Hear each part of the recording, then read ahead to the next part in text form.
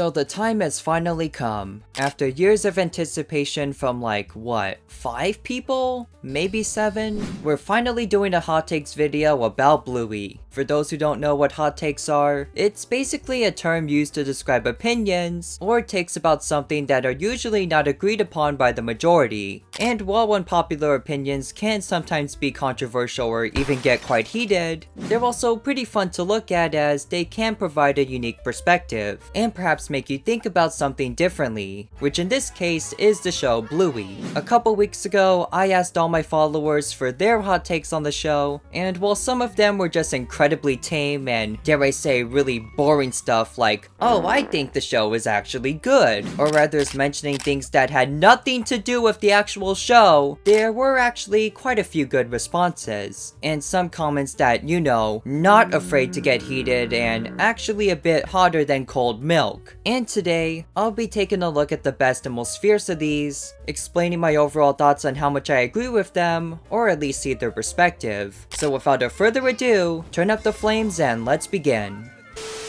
So before we get into the crazy stuff, let's begin with some easy but interesting ones. With our first comment coming from bit10101 who says, Chile deserves more praise for her parenting than she gets. It's often overshadowed by Bandit's parenting. And yeah, okay. I may be like the #1 biggest Bandit fan of all time, no competition, no questions asked, but even I honestly agree with this take. As fun and exciting Bandit is to watch in the show, I do kind of feel like his more cool persona does kinda overshadow Chile, if that makes any sense. Because while Chile is usually depicted as the more sensible or just straightforward character in honestly every scenario ever in the show, this doesn't necessarily make her worse than Bandit or less fun. And if anything, she easily has more than enough of her own strengths that make her an equally amazing parent as well, such as her ability to provide words of wisdom or more emotional support, something that Bandit certainly is capable of, but definitely not to the extent she is. So overall, I'll say that while I still do like Bandit more, Chile's contributions are honestly super underrated, and I do think that this is a pretty valid take.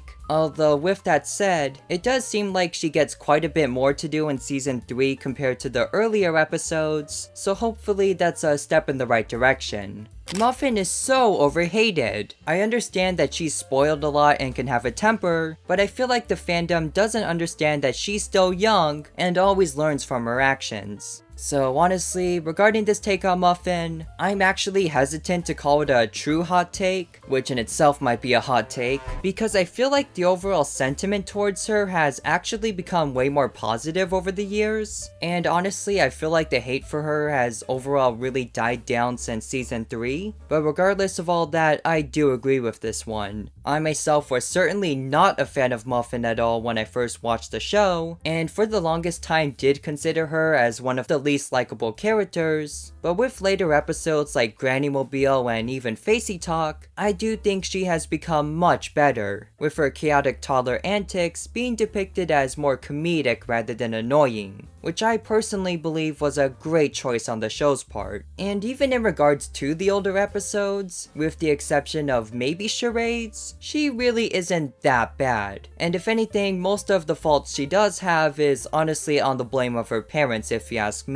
So while she's certainly not my personal favorite, I do think she has her place in the show, and isn't deserving of straight up hatred. Sox's fail phrase was pretend. She didn't like Muffin getting all the attention, so she figured biting stuff would get her parents to care about her more. Honestly, I don't know if this one counts because it's more of a headcanon technically, and I don't think Sox would have been capable of coming up with such an intriguing plan as a literal infant, but it is really fun to imagine and would explain an otherwise weird retcon in the show. Calypso has the best character design over all of the characters. Look at her! So yeah, I have my reasons for liking Bandit the most, many reasons in fact, but putting that aside once again, I gotta admit that Calypso's design is pretty neat. Her basis is honestly really interesting, and I think the show actually nailed it really well, with it being a pretty accurate representation of an Australian Shepherd, while still being very unique, and on top of that, also giving her this appearance of being a truly experienced, yet peaceful and kind mentor for her students. sense. So while I still like Bandit, her design is admittedly one of the coolest in my opinion, and therefore this one gets a pass. If any episode has a scene involving a flashback or flash forward, people give it immediate praise, but ignore how the rest of the episode is. Okay, I swear I'm gonna find one I actually don't agree with, I promise, but yeah, I sort of agree with this one too. And it's not because I happen to know Bentendo and met him in person once, random flex, but rather because I do think it's kinda true, albeit in only a couple situations. Like, of course, camping is still one of my personal favorites, and rightfully one of the most critically acclaimed episodes, with the flash forward ending the already great episode on an emotional note that to me is like the perfect example of a flash forward used well. However, on the other hand, I can also kinda see how they can take away discussion about the rest of a given episode. Like, as horrible as it sounds, the only thing I remember from the episode's surprise was the ending set in the future, and for the rest, I literally just remember Bandit getting constantly hit with balls. Not a bad episode by any measure, of course, and actually a decent end to season 3 in my opinion, but yeah, I can totally see where you're coming from. And with season 2's daddy drop-off, outside of the very end with Bingo and Leela growing up, the rest of the episode is honestly just okay, although it does have a nice message towards the end.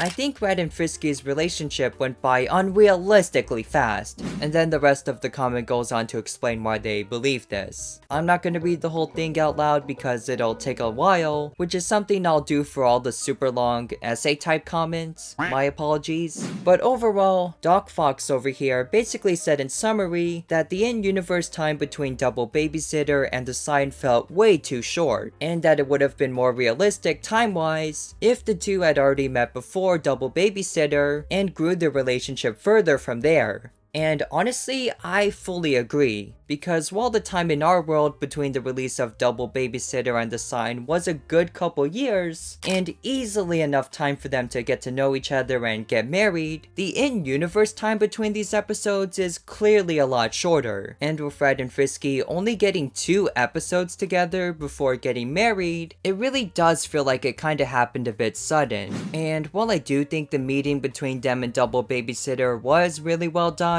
I think it would have been really neat to see more of their relationship develop for at least another couple episodes. Although with that said, considering that season 4 will likely not be out for a long while, it might have been considered awkward to put this arc on hold for so long until then. So with that in mind, I suppose this was the best outcome in this situation. Mini Bluey is, in my opinion, the worst episode in the entire show. Both the parents act so out of character by picking favorites, which they literally say in multiple episodes they don't do. Alright, so with this one, we have our first comment I actually disagree with, which is great, because that means we actually have some actual hot takes up in here. Okay, I'm obviously messing around, but anyways, regarding Mini Bluey, this is personally one that I've never really considered to be one of the worst, at least for me. This is of course all just my personal opinion, but I actually thought it was pretty entertaining, and had one of the more interesting setups for an episode. And while I have heard a few people criticize it for having the parents be out of character, I'm not really sure if I agree with that. Because it's not like they outright said they preferred one child over the other, but rather, they actually just mentioned that they wished Bluey was more similar to her sister Bingo, which while still definitely not the most supportive thing for a parent to say, was also notably in the context of Bluey being lazy and causing mischief for her family that day. And credit where credit is due, they do correct this in the episode, with Bingo showing her crazy side that the parents must have had Alzheimer's or something to not remember, and quickly learned that she's not as perfect as they imagined that day. So while it's a little bit out of left field, I don't think it was as bad as something like Obstacle Course, and still had more than enough to redeem it as an at least decent episode. And yes, I know, Bandit did get kinda punished in Obstacle Course too, so there's some element of justice, but in contrast to what he did in that episode, he got off incredibly lightly, which is why I don't appreciate its ending as much. Hot take, Judo is not as bad as people say. She took Bluey away from Bingo for what, 1 episode? But people say she's evil and stuff. Honestly, I'm not even gonna act like Judo is one of my favorite characters, it's not even close. But yeah, I do think that she does get way more hate than she deserves. With her first and, for the longest time, only prominent role being in Butterflies, Judo was already off to an arguably pretty bad start. I mean, serving the role as bullying one of the most beloved characters in the show isn't exactly a ticket to being a fan favorite, but as time has gone on, I do think Judo has become much better with her big redemption in the episode Dirt. And although she was obviously in the wrong in Butterflies by a long shot, she did at least somewhat learn her lesson, and did become nicer as the show went on, which is something you do have to appreciate. So while it might have been somewhat understandable back then, I think completely hating her, and especially doing so in the Big 25, is just too much. Pom Pom deserves more screen time and more episodes, not gonna lie. Now, as odd as this sounds, I'm actually a bit conflicted on this one, because while it would have been really fun to get another episode with her, I'm honestly not sure what they could even do. Her main and only role was basically about how she's super small and feels like she can't do much, but all of this pretty much gets resolved at the end of Seesaw, her only notable episode. So while I would definitely find this really cool, I also feel like the writers are gonna have to add way more to her character to make Pom Pom actually worth returning. Not really a hot take, but more of an idea that I don't know if many people will agree with, but I would love to see the characters grow up more. Just like the previous comment, I would honestly be totally okay if they did something like this in season 4, and I do believe it actually has a ton of potential. However, I'm not really sure if it's possible given the show's situation, as this type of change is pretty rare for a show like Bluey, or frankly, any cartoon for that matter, and regarding Bluey's future, we really don't know how long the show will continue for. Everyone is constantly talking about season 4 and spreading totally real, not clickbait rumors about it, but in reality, we know just about nothing about it. Or really anything outside of vague comments saying that new stuff will be arriving, I guess? Which means that in my eyes, season 4, yes, is very likely, but far from being in the bag just yet, let alone a season 5, 6, or further. So with this uncertainty in mind, I would be hesitant to imagine any big changes in setting for what might just be one more season. But taking this as just an idea, I honestly support it and think it would be a bit risky, but could easily be executed super well, and open up potential to a lot of great new stories that couldn't be done before. Obstacle Course is not a bad episode, and I don't hate the way Bandit acted in it. Yes, he was competitive and he shouldn't have cheated, but still, he gets way too much hate for that. Okay, I'm sorry, but I still stand by it being the worst episode. In fact, I'm doubling down on it tonight, because not only was Bandit way out of character by taking things way farther than he normally would, competitive or not, but as I mentioned earlier, he got off nearly scot-free, with him just losing a short card game for his so-called punishment, despite facing much worse in other episodes where he did almost nothing wrong. Hashtag Bandit did nothing wrong except for that one episode where he 100% did. I better see that trending tomorrow stat. Get to work, everyone. SpongeBob x Bandit should be canon. Yep, I totally agree. Moving on. The merch sucks. It's just shoddy, overpriced novelty items that will only last a couple weeks.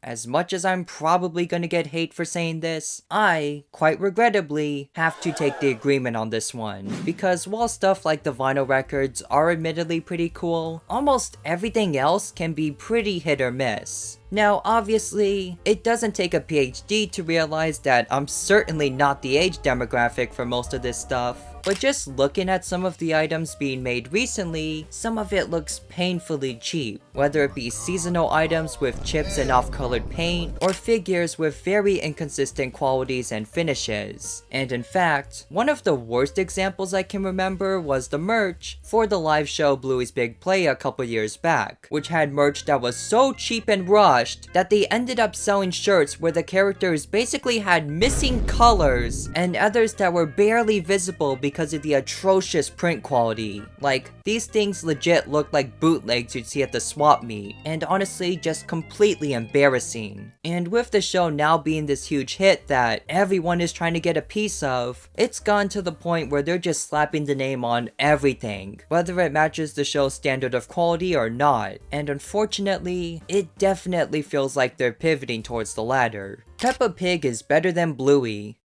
I'm sorry, what did you just say? Let me explain. I do love Bluey with its more mature themes and great storytellings for all ages rather than just kids, something Peppa Pig lacks, but I like the simplicity of Peppa Pig a little bit more. That's because it is more suited for kids, while Bluey tries too hard to appeal to adults as well in my opinion, something it unfortunately succeeds at. Okay, you know what? I've actually never looked at it that way before, but now that you explained it a bit, I can actually kind of see where you're coming from. Just a little bit, because while Bluey can definitely still be enjoyed by kids, and I do think that most of them can certainly handle its more mature moments, I do feel like there are more than a few things that'll go over their heads or might leave them confused, which to say the least, I can't ever imagine being an issue with a much more straightforward show, such as Peppa Pig. So while I do think that Bluey is better than Peppa in, oh I don't know, every regard and point possible, I can imagine some children finding Peppa more appealing as it is easier to understand, especially if they're on the much younger side. And this might be a hot take in itself, but I do think that while Peppa is definitely a kid's show through and through, Bluey is what I'd consider to be more of a family show, with it clearly having a more complicated but mature approach to given situations. So while I don't necessarily full on agree with this one, I can certainly see where you're coming from. Communism and Bluey.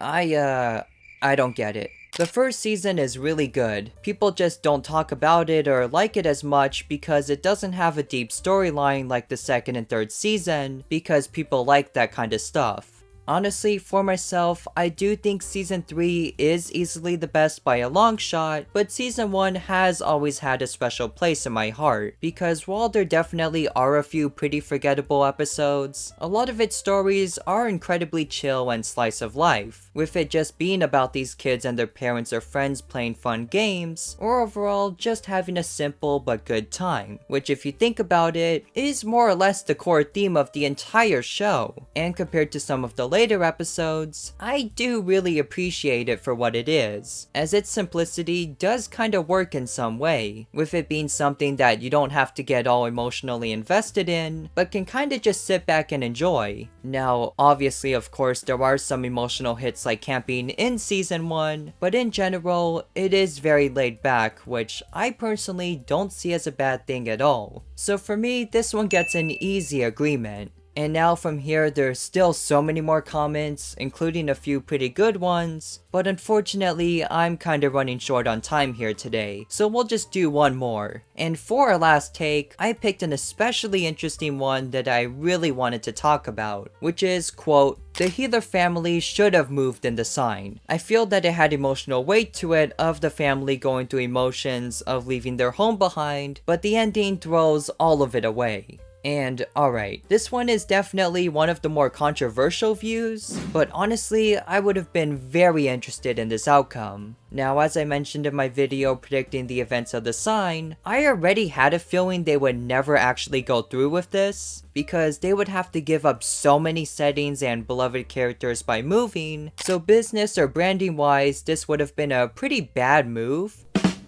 But I would have otherwise found the idea of them actually moving a really interesting concept, because as a kid who did move a lot growing up, and kinda struggled to have a stable family or place, I think it would have honestly meant a lot to kids who have gone through tough situations like that, and that despite these big changes, good things can still happen. So if you ask me, the decision to have them not move out was honestly the right call, but one that was also the obvious safe route, and really predictable, which is one of the very few things that I didn't particularly care for in this otherwise amazing and near perfect special, so I can totally see where you're coming from. And speaking of the sign, I'll actually end this off with two other hot takes I'd like to briefly mention. First off, Brandy pregnant. Good on her for accomplishing her goals, but honestly, it does kind of make onesies a bit redundant, as that episode was literally about her coming to terms with not having her own child and learning to be okay with this, but now she suddenly gets this happy ending perfectly fine regardless, making that whole emotional story kinda lose its meaning and impact. And finally,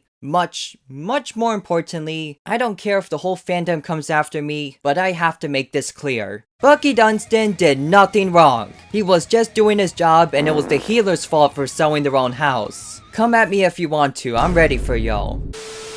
Also, by the way, for the record, I still believe that Uncle Stripe is not a good parent, and he is, in fact, the worst healer brother ever. Oh, come on, guys. It's not that bad. I mean, wait. What are you doing? No. Stop. No, don't do that.